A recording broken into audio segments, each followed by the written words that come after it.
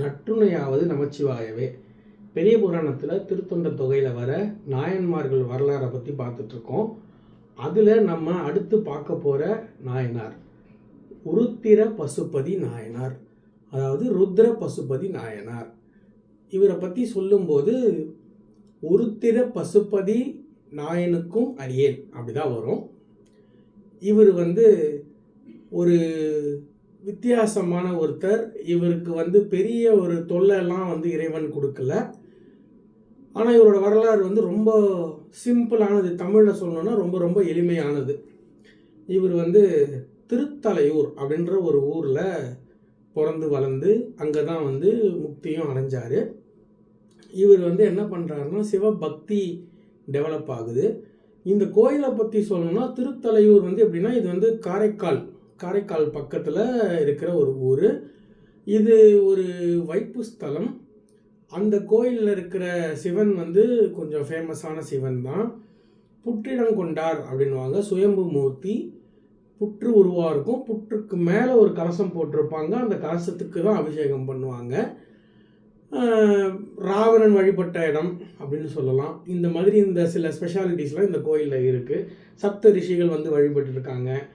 அதுதான் இந்த கோயில். இவர் என்ன பண்ணுறார் அப்படின்னா டெய்லி போவார். கோயிலோட தடாகம், இப்போ சொல்லணும்னா குளம், அந்த குளத்தில் கழுத்தளவு தண்ணி இருக்கிற அளவுக்கு போய் இறங்கி நின்றுடுவார்.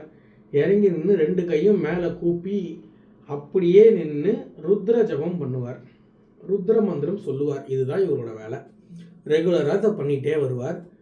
ஒரு தடவை போகும்போது இவரோட மனசு என்னவோ தெரியல, அந்த ருத்ர மந்திரத்தை விட்டு எழுந்து வரணும்னே தோணலை அவருக்கு. சொல்கிறார், பொழுதுகள் போகுது, நாட்கள் போகுது, வாரங்கள் போகுது, அப்படியே கண்டினியூ பண்ணிக்கிட்டே இருக்கார். மாதங்களும் போகுது. பெரிய தொந்தரவு தரலை அப்படின்னு நம்ம முதல்ல சொன்னோம். ஆனால் இது எவ்வளோ பெரிய ஒரு விஷயமா இருக்கும். ஒருத்தர் தண்ணி கழுத்தளவு இருக்கிற தண்ணியில் நின்று ஆகாரம் இல்லாமல், அந்த தண்ணியில் குளிர் இருக்கும், பகல் இரவு, இன்னும் மீன்கள் இருக்குது, இன்னும் என்னென்ன இருக்குமோ, பசி எடுக்கும், தாகம் எடுக்கும், வெயில் அடிக்கும், மழை கூட பெய்யலாம், என்ன வேணாலும் நடக்கும். ஆனால் நின்று ருத்ர மந்திரம் மட்டுமே சொல்லிட்டு இருக்கார். இப்போ நம்ம பொதுவாக ஒரு வேலைக்கு சொல்லலாம். ஆனால் இத்தனை வேலை இத்தனை நாள் சொல்கிறார் அப்படின்னா அதுதான் அவரோட பக்தி.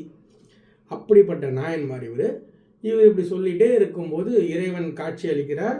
நீ சொன்ன மந்திரம் போதும், மெய் சிலிர்த்தேன், எழுந்து வா, என்னோட சேர்ந்துக்கோ அப்படின்னு கூப்பிட்டுக்கிறார். அவ்வளோதான் இவரோட கதை.